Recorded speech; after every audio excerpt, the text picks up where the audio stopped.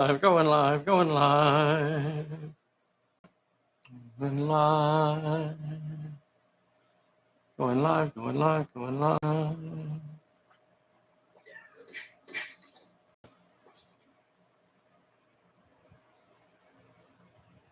Testing, testing. Testing, testing. All right, there we go. Hey, everybody. How you guys doing tonight? Who's on here? Give me some howdies. Give me some howdies so I can see who's on here. Let's see here. Bri G is on here. Idiot Luggage Mill. Neil Morgan. Very good. Very good. Thank you guys for jumping on here with us. Who else is on here? Who else is on here? Hey, boys and girls. Hey, boys and girls. Getting set up to do the Mac Daddy's on here. DW is on here. Very nice. 40. Oh, there is a 40-minute ad for your show tonight. 21 Pilots Unplugged. Is that a band or something? 21 Pilots Unplugged. Hello, Sean Peck. A 40-minute ad for a 15-minute program. So I am Bessie-less this evening. Bessie and her mom and her sisters have absconded with Max, and they're off to Arkansas to for a few days of fun and relaxation. So June and I are left behind. Left us behind. So sad, so sad. Working on my, check this out. Working on my Ferris wheel here. Getting some more work done on it. Jerry was over here today. He got these chairs cast out of resin and cleaned up for me. So I got 2 chairs. I only need 10 more. I only need 10 more chairs. I got 2. But he also made this cool tent. Look over here. Look over there, there's a tent. And then, of course, Mac Daddy, the Macest of the Daddies, sent us these lovely carnival wagons that he designed himself and 3D printed. So, wow, how awesome is that? That was such a wonderful surprise when those arrived. I was excited. You know, I always check things like that to see if, they're a bomb. Obviously, the Putin and the Monopoly Mafia, they hold a grudge. They hold a grudge. So you never know. Kind of getting set up here for the Sideshow of Horrors scenario. That's what I'm playing on Sunday. I don't know who I'm going to be playing with now, though. I need to check on June real quick. She's laying down and taking a nap. I guess I'm supposed to do the live greeting.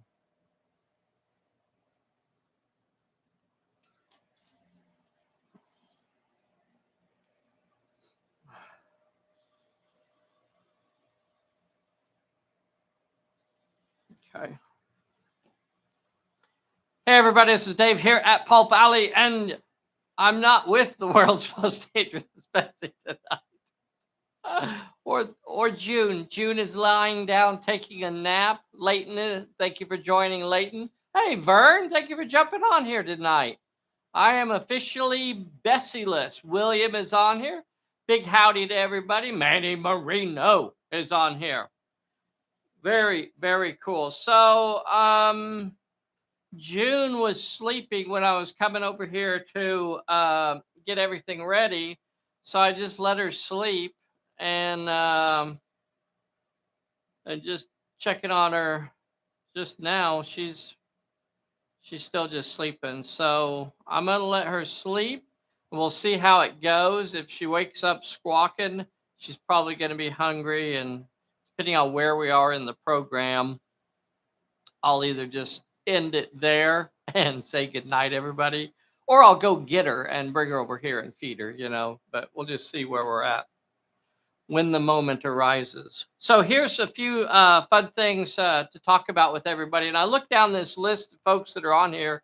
Hey, Kenneth, thank you so much for jumping on here.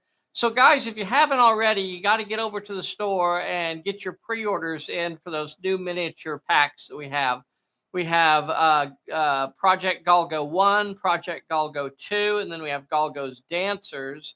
All three of those packs you can pre-order right now, and also the new Minerva's Mercenaries pack number 3 can be ordered too. And all of those come with new cards and lots of fun stuff. Now, the Minerva's Mercenary figures are also what we're using for the cultists in our Tomb of the Serpent campaign. And that will be the pictures that we'll end up using different colors for them, but those are the same figures that we will officially use in our campaign as well. So when and Manny Marino's on here, he's doing most of the heavy lifting on getting the new scenarios, the new Tomb of the Serpent book updated for y'all. So my goal is, hey, Mark Long is on here, and Stu, Clyde, thank you guys so much for jumping on here tonight. My goal is that we're going to have all of our own miniatures on those cards. So we've already got the Stalker, a new version of the Stalker ready to go. And we're going to reuse some of our old figures and repurpose them. So if you have these figures, it's not like you got to buy all new figures or anything. You can just use what you have, or, that sort of thing. Just got my Phantom S today. Very excited to get them painted. Oh, okay. The Phantom Agents, I think. Yep. Very, very cool. Mark Long is in the UK. Stu, Clyde, Kenneth over in New Mexico. Yep. You guys got his Phantom Agents today. Let's see. So another thing, and Manny's on here, and I haven't really. Oh, Mortis 005 is on here too. Very cool. Thank you for joining today, Mortis 005. One of the things that I would like to be able to do, and I don't know if I can pull it off or not, is to get the new magic rules included into the Tomb of the Serpent book, the second edition version.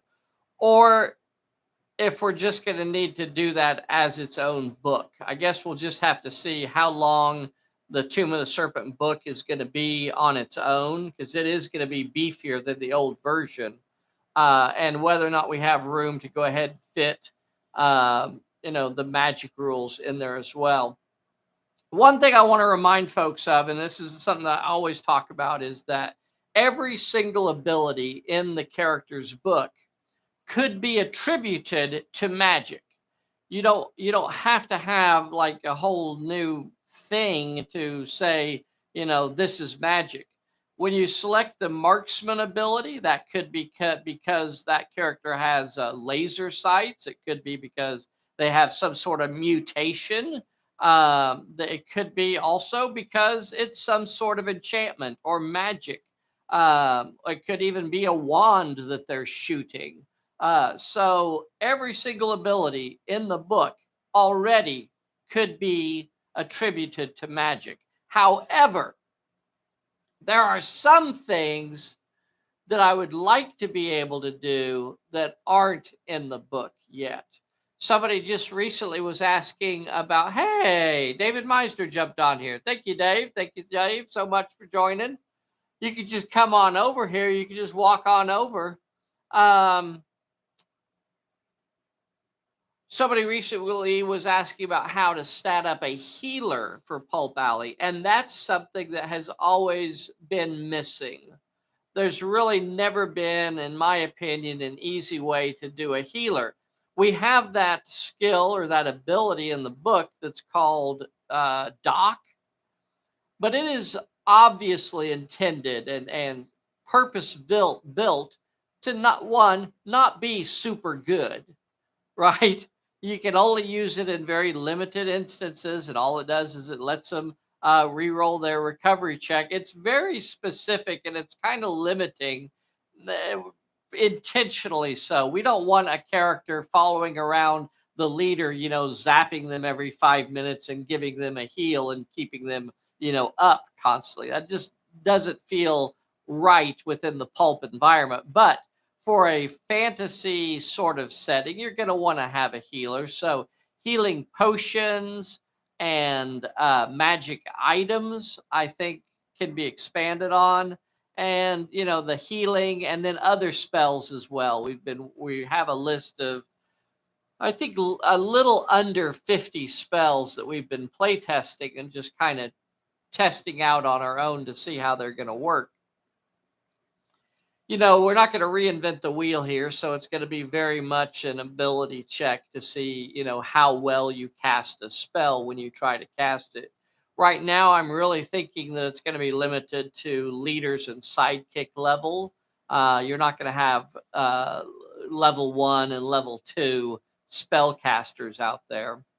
Paul Valley works really cool with the magic because you have this built-in idea of the number of successes that you roll equals how effective your spell is.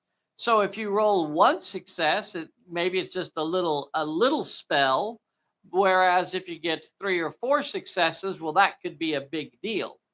So, and there's a lot of balancing in there to make sure we get it right. But anyway, I think there's room to have magic in the game and kind of expand on that a little bit as well. I'd like to know what you guys think. Is this something that you would actually like to see?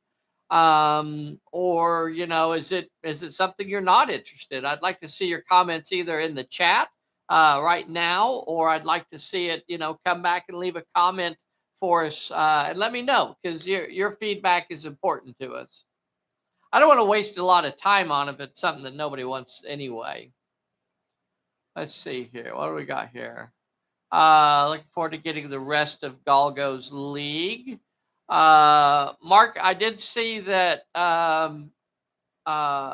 Chris Abbey at Sally Forth in the UK is looking at getting all those figures. So I don't know what kind of, I can't say.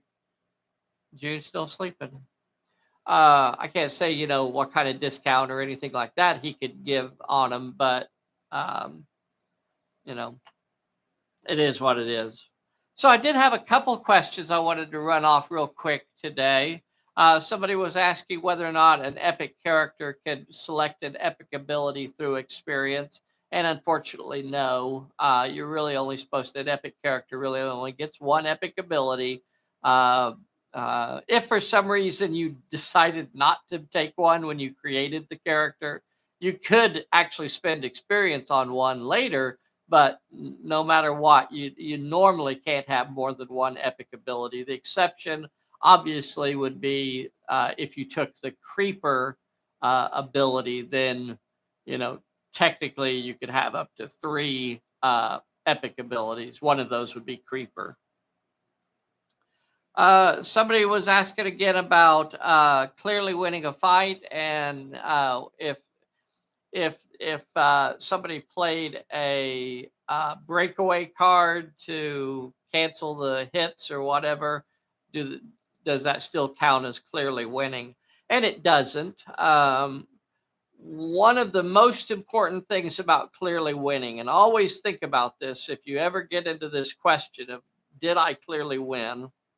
One, it's got to be a fight.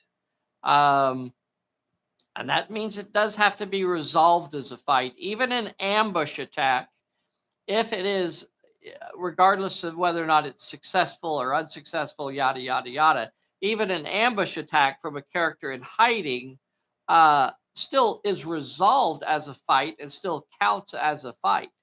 So you could clearly win that.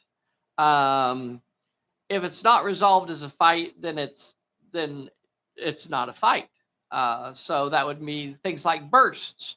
Throwing a burst at somebody is never going to be a clear win for you because it's it's not resolved as a fight. We did it that way to balance bursts, to make sure that bursts weren't, you know, too good. Remember that bursts are those kind of safe attacks that you don't really have to put yourself at risk. A lot of times, if you shoot at somebody or if you go up and brawl somebody in Pulp Alley, you're actually putting yourself at risk, just like in real life. Isn't that wonderful? It's a game that the reason you don't attack somebody in Pulp Alley is because they might just smack you back. That's how it should be. Um, so because bursts don't really put you at the same level of risk, that's one of the reasons also that you don't get to call that a fight. It's just spray and pray sometimes. Um, the most important thing is that somebody has to be injured in that fight, and only one of the people can be injured. If both of you are injured, then nobody clearly won. Somebody has to be beat and somebody has to be bloodied for it to be a clear win. And it's almost though when I was developing those rules, I was kind of thinking about the way scoring works in boxing or mixed martial arts or something like that. You have your 10-point must. So you get a lot of 9-10 rounds, a lot of 10-9 rounds. The clear winning is supposed to be really on those 10-8 rounds when there's one person that really dominated there. It's not just like I remember a player kind of poking fun at one time and wondering why it had the word clearly in front of it. Like, the reason we say the word clearly win is because we're talking about something very specific, not just winning the round, but clearly winning the round. And that's why it's important that it's done a little bit different. Stone skin. What does stone skin do, Mr. Lowe? So I guess this would be a great opportunity for you guys to send me some ideas for spells also. Leave some comments, not necessarily in the chat, but come back to this video after it posts here in another 10 minutes or so, maybe less.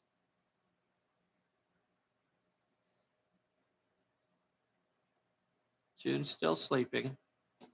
And leave some ideas for spells. If there's a spell that you would like to have, leave some ideas for it. A whole new meaning to the four seasons. Oh, very interesting. I'd love to see healer ability and magic. Very good. Bring on the spells where it says. Couldn't a gang cast a spell while performing a ritual of chanting a long dagger and scantling cad sacrificial victim? No.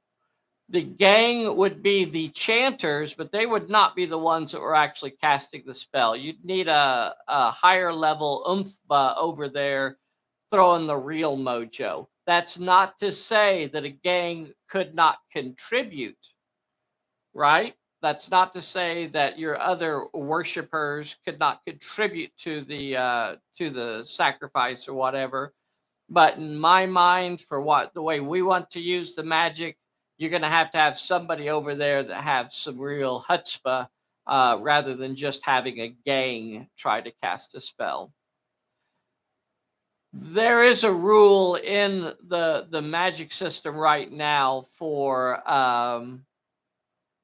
oh, I can't remember what it's called now, but it's like a blowback. If you attempt to cast a spell and don't roll any successes, then you have a spell mishap and you get a bonus something something happened to you. Low level characters, we figured out really early, we're gonna just have almost no chance to be very effective with spell casting. So it, let's just skip over that and just move on to probably just leaders and sidekicks. Also, because of the way the magic system is going to work, we don't want a bunch of spellcasters out there. We don't want you to have a league that's just made up of a bunch of spellcasters. It's just not going to work really effectively within the system, I don't think. Same thing if you just put out a league that was all burst characters, right? If you just had a league and everybody wanted to throw bursts, at some point it just really starts to be kind of ineffective. Um, favorite for dwarves. Interesting. Add armor to your character temporarily. Yes, indeed. Yep, that's one that we got also. Oh, stone skin. You're talking about stone skin. Yep, yep. So there's anyway, I don't want to get it too far into explaining about it because right now it's all very much in the playtest sort of realm, but there are different types of spells. There are spells that are considered to be enchantments that could have somewhat lasting effects.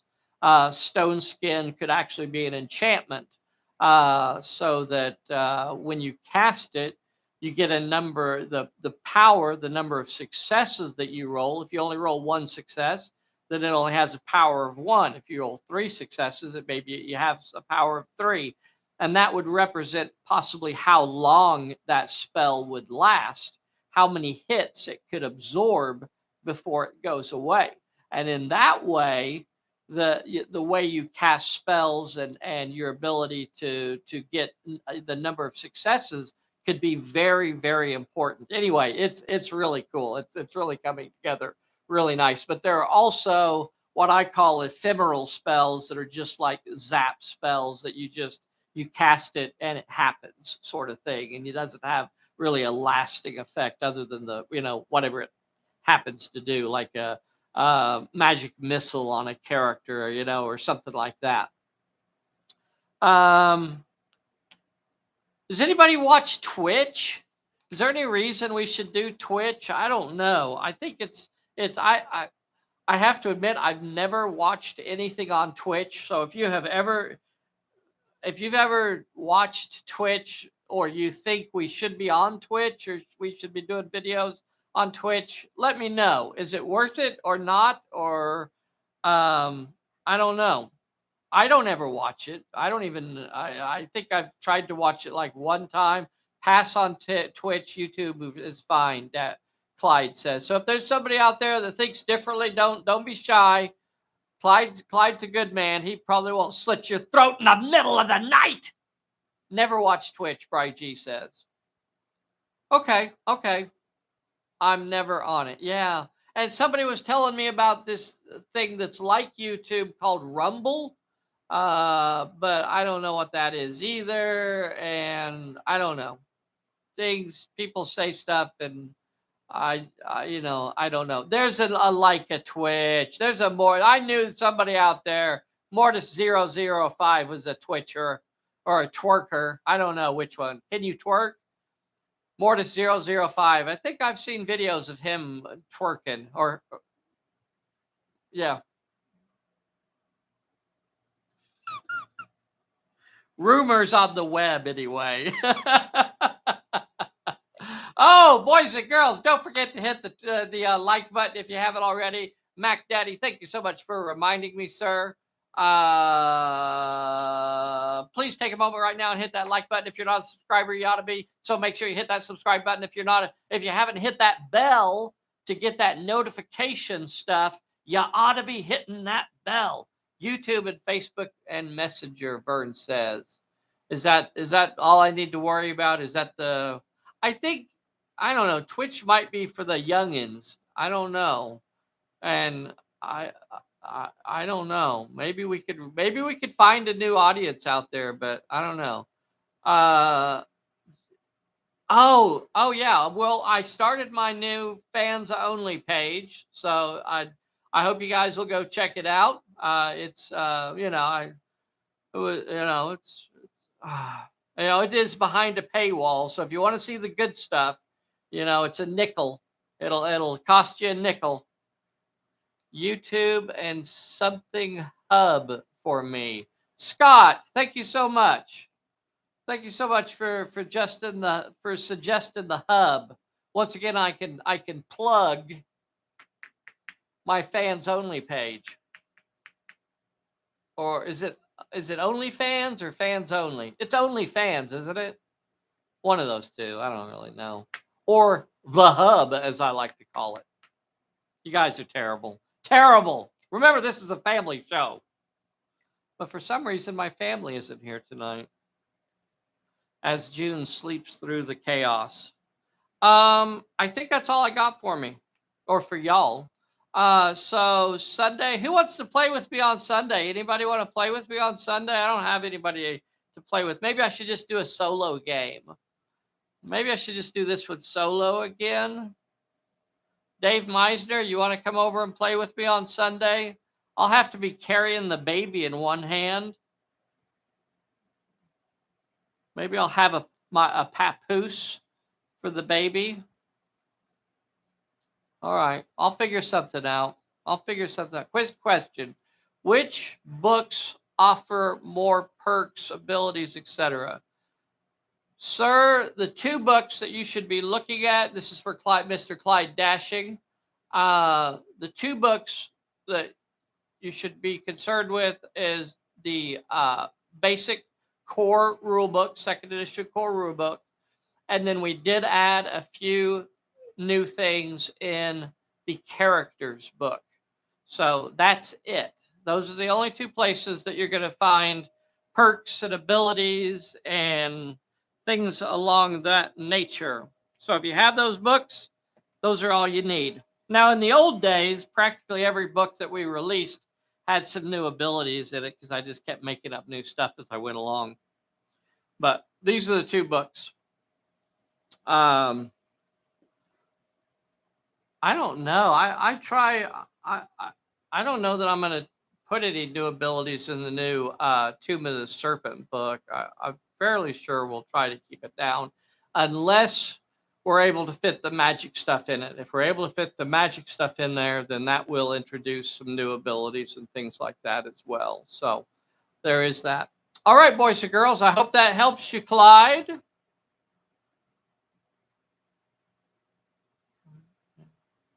All right, boys and girls, thank you so much for joining me tonight. I'm sorry Bessie couldn't be here with us. She's probably having more fun wherever she is, the scoundrel. Look at that. Look at this. Look at this. Look at the stuff with the things. There's my new tent over there. Look at that. I can lift the lid off of it. It's a Tupperware bowl.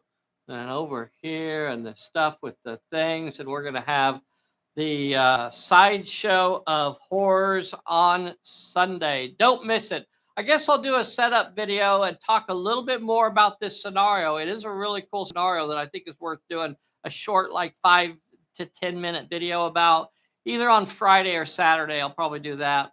And then we'll have the live game on Sunday. So be sure and join us. Bye, everybody. Play us out of here, boys and girls. Dun dun dun dun dun dun dun. Dun dun dun dun dun dun dun dun dun dun dun dun.